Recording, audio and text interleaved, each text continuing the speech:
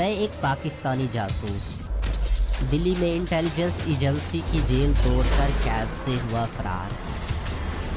سرفروشی، جاسوسی اور فرار پر مبنی سنیے میری لاسوال سنسنی خیز سچی داستان۔ جاسوس۔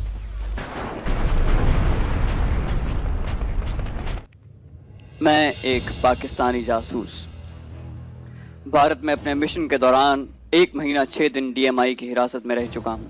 وہاں سے فرار ہو کر کچھ عرصہ بمبئی میں گزارنے کے بعد اب نیپال کی جانب رواں دواں ہوں۔ بھارت میں رہتے مجھ پر کیا گزری اور میں نے کون کون سے مشن کامیابی سے مکمل کیے، یہ جاننے کے لیے پلے لسٹ کے لنک کو کلک کیجئے اور چینل کو سبسکرائب کرنا مت بھولیے۔ سبسکرپشن کے بٹن کو دبائیے اور بیل آئیکن کو کلک کیجئے تاکہ آپ کو ہماری تمام کہانیاں بلا تاخیر ملتی رہیں۔ تو آئیے کہانی کی طرف واپس چلتے ہیں۔ میں بھارت اور نیپال کے بارڈر پر کھڑا تھا۔ میرا سامان میرے ساتھ آئے ہوئے جرمن کے پاس تھا اور وہ نیپال کا بارڈر کراس کر چکا تھا۔ آزادی مجھ سے صرف 40 میٹر دور تھی۔ پل کے شروع میں ایک کینپی میں ایک اکتایا ہوا گارڈ کھڑا تھا۔ میں اس کے پاس گیا اور اس سے نہایت عاجزی سے کہا کہ میں نے آج تک دھرتی ماں سے باہر قدم نہیں رکھا اور اپنے متروں سے شرط لگا کر آیا ہوں کہ ودیشی دھرتی میں ضرور جاؤں گا۔ اگر آپ مجھے اجازت دیں تو میں صرف نیپال کی دھرتی پر پاؤں رکھ کر واپس آ جاؤں۔ یہ کہتے کہتے میں نے 50 روپے اس گارڈ کی مٹھی میں رکھ دیے۔ اس نے سر ہلا کر مجھے اجازت دی۔ میں نے پل پر آہستہ قدمی سے چلنا شروع کیا۔ جب مجھے یقین ہو گیا کہ میں آدھا پل کراس کر چکا ہوں تو پہلے تو میں نے اپنی رفتار تیز کی اور پھر بھاگنے لگ گیا۔ بھارتی گارڈ نے یہ کیفیت دیکھی تو اس نے شور مچا دیا اور کچھ دیر میں مجھے ہالٹ ہالٹ کی آوازوں کے ساتھ 2 گولیاں چلنے کی آواز آئی۔ اس اثناء میں سارا پل کراس کر کے میں نیپال کی سرزمین میں داخل ہو چکا تھا۔ نیپالی پولیس نے بھارتی گارڈ کے فائروں سے چوکنا ہو کر مجھ پر رائفلیں تان لی۔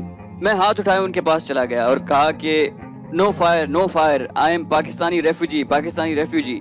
نیپال کا پاکستان سے معاہدہ تھا کہ کسی بھی پاکستانی ریفیوجی کو بغیر سفری کاغذات کے نیپال میں داخل ہونے کی اجازت ہوگی۔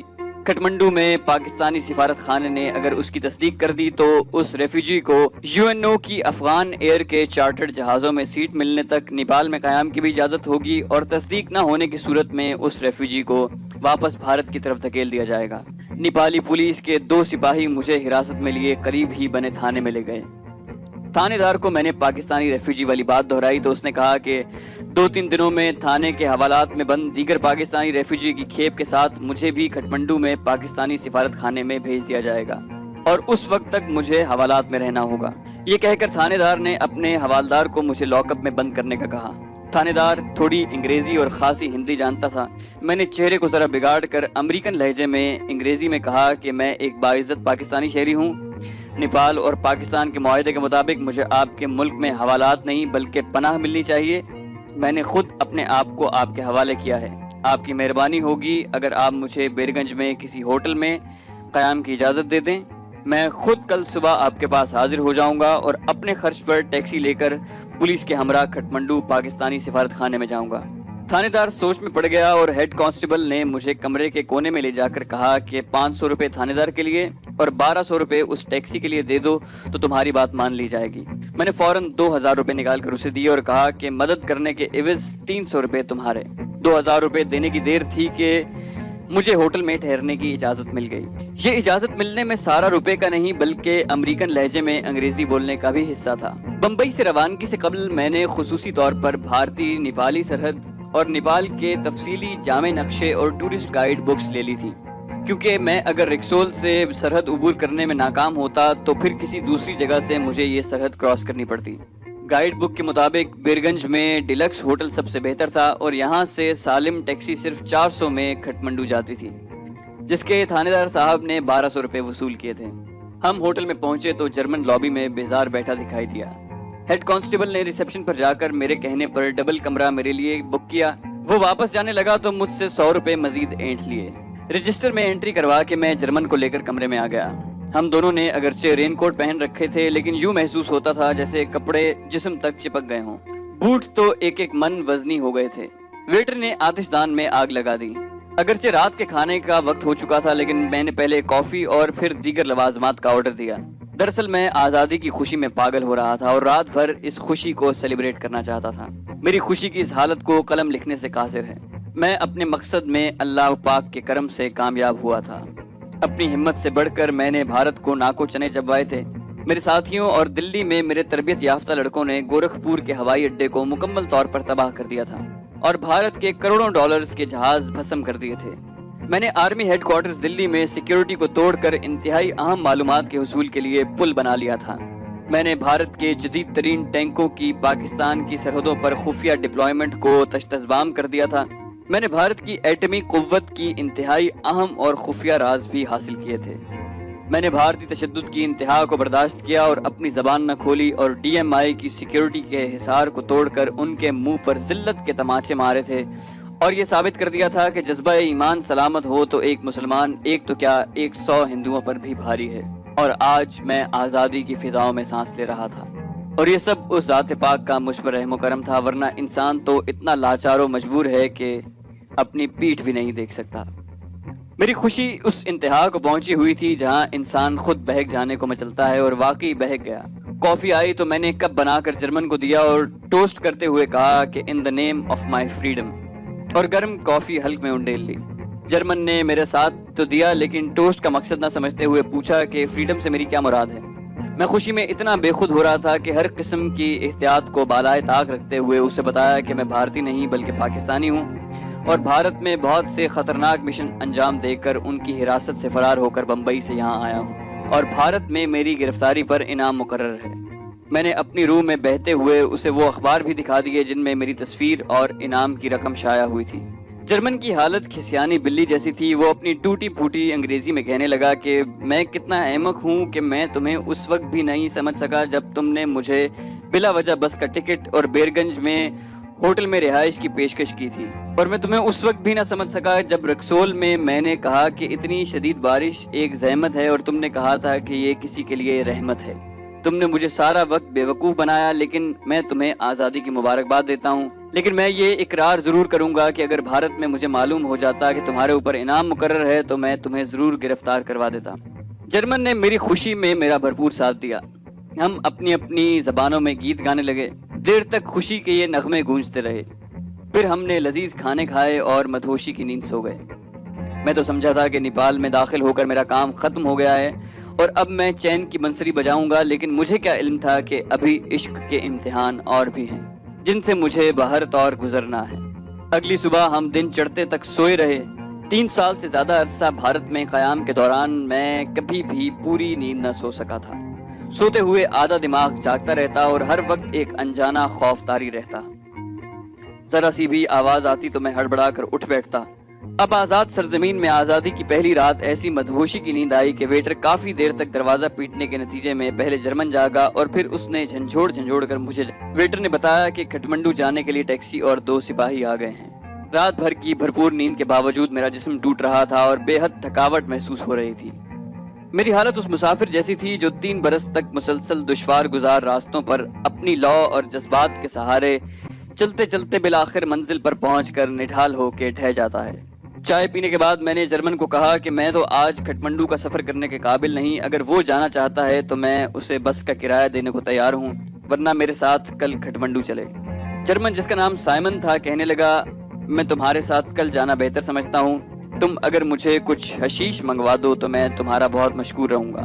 میں نیچے ریسیپشن پر گیا اور مینیجر سے کہا کہ مجھے تھانے کے انچارج سے بات کرنی ہے۔ مینیجر نے ٹیلی فون ملایا اور ریسیور مجھے دیتے ہوئے کہا کہ تھانے دار لائن پر ہے۔ تھانے دار سے میں نے کہا کہ میری طبیعت ٹھیک نہیں ہے، اس لیے میں آج کی بجائے کل صبح کھٹمنڈو جاؤں گا۔ آج کے انتظامات کے لیے آپ کو جو تکلیف ہوئی ہے اس کے عوض میں 1000 روپیہ آپ کے دونوں سپاہیوں کو بھیج رہا ہوں۔ 1000 روپے کا سنتے ہی تھانے دار نے کہا کہ سر کوئی بات نہیں، آپ ایک رات تو کیا جتنی راتیں چاہیں یہاں قیام کر سکتے ہیں۔ میرے لائق کوئی اور خدمت ہو تو بتائیں، آپ ہمارے معزز مہمان ہیں۔ اس کے رویے میں تبدیلی کی وجہ محض نوٹوں کی گرمی تھی۔ میں نے سپاہیوں کو بلا کر تھانے دار سے ان کی بات کروائی اور اپنے کمرے سے روپے لا کر 1000 روپے تھانے دار کو دیے اور 100 روپیہ دونوں سپاہیوں کو دیا۔ وہ دونوں خوشی خوشی مجھے سیلیوٹ مار کر چلے گئے۔ کمرے میں واپس آ کر میں نے ویٹر کو ناشتہ لانے کا کہا اور ساتھ ہی پوچھا کہ کیا یہاں حشیش مل سکتی ہے۔ حشیش کا نام سنتے ہی ویٹر کی باتیں کھل اٹھیں۔ وہ خود حیران تھا کہ 2 غیر ملکی، وہ مجھے بھی ایک مغربی سیاح ہی سمجھ رہا تھا، وہ خود حیران تھا کہ 2 غیر ملکی جب سے آئے ہیں انہوں نے حشیش کیوں طلب نہیں کی۔ ویٹر نے جواب دیا کہ جتنی چاہیے میں ابھی لا دیتا ہوں۔ میں نے اسے 50 روپے دیے اور چند منٹوں میں ہی وہ حشیش کے کئی ٹکڑے لے کر آ گیا۔ جرمن تو حشیش دیکھتے ہی اس پر ایسے جھپٹا جیسے بھوکی بلی چھیچڑوں پر۔ ناشتے کے بعد میں لابی میں آیا تو کئی نیپالی، بھارتی اور غیر ملکی وہاں کھلے عام حشیش پی رہے تھے۔ میرے پوچھنے پر مینیجر نے بتایا کہ نیپال کے قانون کے مطابق یہاں چرس پینا ممنوع نہیں۔ بیرگنج میں گھومتے پھرتے ہم بارڈر کے پل کی جانب جا نکلے۔ پل کے دوسری جانب اب موسم صاف ہونے کی وجہ سے چہل پہل دکھائی دے رہی تھی۔ میں سوچنے لگا کہ یہ پل تو میرے لیے ایک طرح سے پل صراط ثابت ہوا۔ اس کی دوسری جانب بھارتی مسلمانوں اور خصوصاً میرے لیے جہنم تھا۔ میں دیر تک وہاں کھڑا ماضی کے دریچوں میں جھانکتا رہا۔ وہیں پر مجھے معلوم ہوا کہ سقوط ڈھاکہ سے قبل بھارت اور نیپال کے درمیان امیگریشن کا کوئی دفتر نہ تھا۔ بھارتی اور نیپالی بلا روک و ٹوک دونوں ممالک میں آتے جاتے تھے۔ بھارت نے مشرقی پاکستانی مہاجروں اور پاکستانی افواج کے مفرور جوانوں کو پکڑنے کے لیے یک طرفہ طور پر امیگریشن آفس کھول دیا تھا۔ اس کے علاوہ بھارتی سی بی آئی کا ایک بڑا فعال دفتر بھی رکسول میں تھا۔ یہ تو میری خوش قسمتی تھی کہ طوفانی بارش کی وجہ سے سی بی آئی کا کوئی کارندہ اس وقت پل پر موجود نہ تھا۔ نیپال میں پہنچ کر میں یہ سمجھ بیٹھا تھا کہ میں جنت میں آ گیا ہوں، لیکن نیپال میرے لیے جنت نہیں بلکہ اعراف ثابت ہوا، جہاں جنت کی ہواؤں کے ساتھ جہنم کے شعلوں کی شدید حدت کا بھی سامنا کرنا پڑتا ہے۔ اگرچہ کھٹمنڈو شہر ایک وادی میں ہے، لیکن چاروں طرف سے اونچے برفیلے پہاڑوں سے گھرا ہونے کی وجہ سے سردی کی شدت میں بے حد اضافہ ہو چکا ہے۔ اگلی صبح کھٹمنڈو جانے کے لیے 9 بجے ہم بالکل تیار تھے۔ 9:30 بجے ٹیکسی اور دونوں سپاہی آ گئے۔ بارش نہ ہونے کے باوجود میں نے برساتی اور ٹوپی پہن لی، کیونکہ کھٹمنڈو کے راستے میں بھی 2-3 چیک پوسٹیں تھیں جہاں سرسری چیکنگ ہونی تھی۔ ٹیکسی میں فرنٹ سیٹ پر بیٹھا اور جرمن اور سپاہی پچھلی سیٹوں پر بیٹھ گئے۔ چیک پوسٹوں سے ہم بڑی آسانی سے گزر گئے۔ سڑک 11,000 فٹ کی بلندی تک پہنچ کر پھر ڈھلوان میں اتر گئی۔ شام 7 بجے کے قریب ہم کھٹمنڈو میں داخل ہوئے۔ جرمن کو میں نے راستے میں ہی اتار دیا اور پاکستانی سفارت خانے کی راہ لی۔ یہ ایک درمیانی درجے کی کوٹھی تھی جس کے گیٹ کے اندر پاکستان کا جھنڈا لہرا رہا تھا۔ اپنے ہلالی پرچم کو دیکھ کر میرے ضبط کے سارے بندھن ٹوٹ گئے۔ اس پرچم کی آن کی خاطر میں پرخطر اور سنگلاخ وادیوں سے گزرا تھا۔ میں نے اسی پرچم کی خاطر انتہائی خطرناک مشن سر انجام دیے تھے۔ اسی پرچم کو شان اور وقار سے لہراتے دیکھنے کے لیے میں نے 3rd ڈگری سے بھی زیادہ تشدد برداشت کیا، لیکن زبان نہ کھولی اور نہ ہی آنکھوں میں ایک آنسو بھی آنے دیا۔ اور اب اسی پرچم کو لہراتے دیکھ کر میرے ضبط کی قوت جواب دے گئی تھی۔ میری آنکھوں سے بے تحاشا آنسو بہ رہے تھے۔ میں دھاڑے مار مار کر رو رہا تھا اور میرا دایاں ہاتھ اپنے پرچم کو مسلسل سلامی دے رہا تھا۔ نہ جانے میں کتنی دیر اسی کیفیت میں کھڑا رہا۔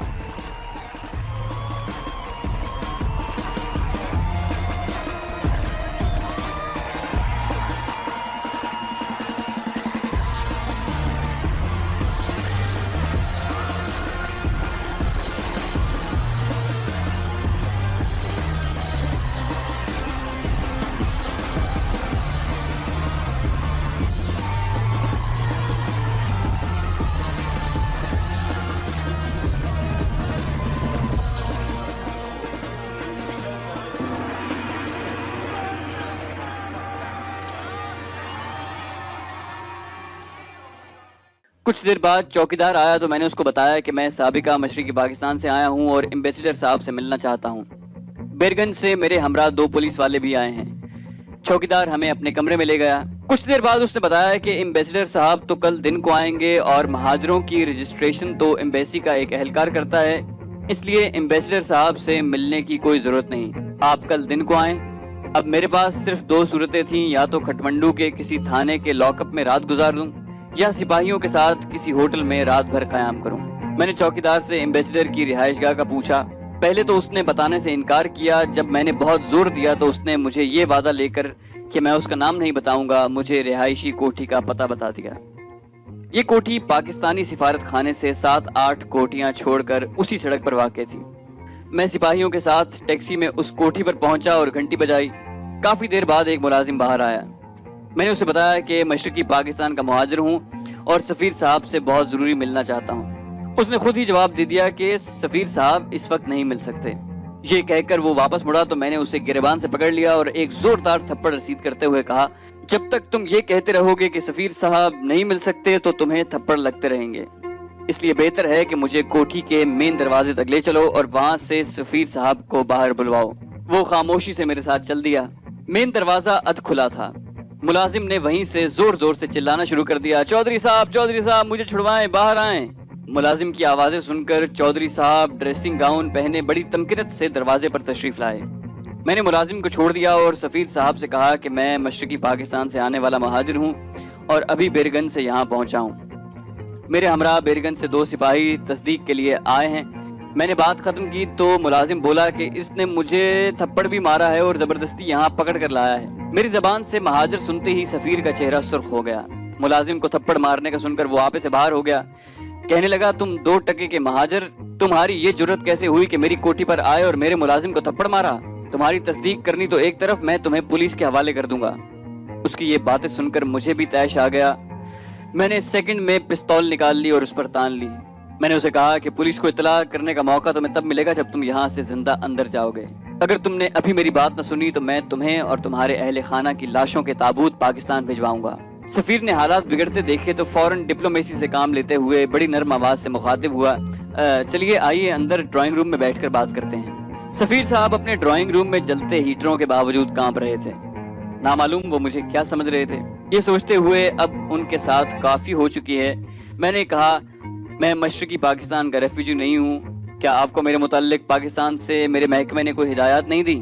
میں نے جب اپنا کوڈ نمبر بتایا تو سفیر صاحب ایک دم کھڑے ہو گئے، مجھے گلے لگایا اور بڑے معذرت خواہ لہجے میں بولے کہ مجھے کیا علم تھا کہ آپ ہیں۔ آپ کے متعلق تو مجھے مفصل ہدایات مل چکی ہیں اور میں تو کئی روز سے آپ کا منتظر تھا۔ آپ کے محکمے کی طرف سے آپ کو یہاں پر بہت اہم کام سونپا گیا ہے۔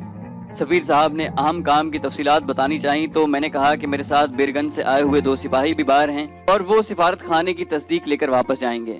سفیر صاحب یہ سنتے ہی گھر کے اندر گئے اور اپنی گاڑی کی چابی لے آئے۔ کہنے لگے کہ ابھی چلتے ہیں اور میں تصدیق نامہ پر کر کے انہیں دے دیتا ہوں۔ ہم سفارت خانے پہنچے اور 5 منٹ میں تصدیق نامہ تیار ہو گیا۔ سفارت خانے سے باہر کھڑی ٹیکسی میں بیٹھے نیپالی سپاہیوں کو میں نے تصدیق نامہ اور نیپالی کرنسی میں 200 روپے دیے۔ میں نے سفیر صاحب کا شکریہ ادا کیا اور جانے کے لیے اجازت مانگی تو وہ بڑی اپنائیت اور حق جتاتے ہوئے بولے کہ یہ کیسے ہو سکتا ہے، آپ کھانا میرے ساتھ کھائیں۔ وہاں سے ہم سفیر صاحب کے گھر آئے اور کھانے کے بعد انہوں نے اناپورنا ہوٹل میں میرے لیے کمرہ بک کرایا اور تھوڑی دیر کے بعد وہ مجھے اپنی گاڑی میں ہوٹل پر چھوڑنے بھی آئے۔ سفیر صاحب نے مجھے بتایا کہ ہوٹل کے تمام اخراجات کے علاوہ مجھے ہر چھٹے روز 1000 روپے یا ماہوار 5000 روپے ملیں گے۔ شہر کے ایک بڑے ڈرگ سٹور سے مجھے ہر قسم کی ادویات سفارت خانے کے اکاؤنٹ پر ملیں گی اور شہر کے جس ڈاکٹر سے بھی میں اپنا علاج کرواؤں اس کی فیس اور دیگر تمام اخراجات بھی سفارت خانہ ہی ادا کرے گا۔ کھٹمنڈو میں جو مشن میرے ذمے کیا گیا ہے سفیر صاحب اس کی صرف مجھے بریفنگ دیں گے، باقی تمام کام میں اپنی مرضی سے ہی کروں گا۔ سفیر صاحب نے آخر میں بتایا کہ مشن سے متعلق تمام رپورٹس ایک علیحدہ تھیلے میں مجھے سفارتی ڈاک کے ہمراہ پاکستان بھیجنی ہوں گی۔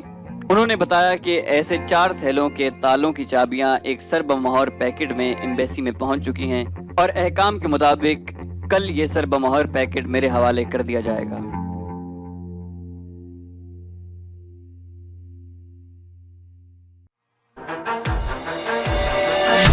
تو دوستو یہ تھی ہماری آج کی ایپیسوڈ۔ امید کرتے ہیں کہ آپ کو ہماری کہانی پسند آئی ہوگی۔ جانے سے پہلے اس ویڈیو کو لائک کیجئے اور شیئر کرنا مت بھولیے۔ کامنٹ کر کے ہمیں بتائیے کہ آپ کو ہماری ویڈیو کیسی لگی، اور اگر ابھی تک آپ نے اس چینل کو سبسکرائب نہیں کیا تو اس چینل کو سبسکرائب کیجئے اور بیل آئیکن دبا کر آل نوٹیفیکیشن آن کر لیجئے۔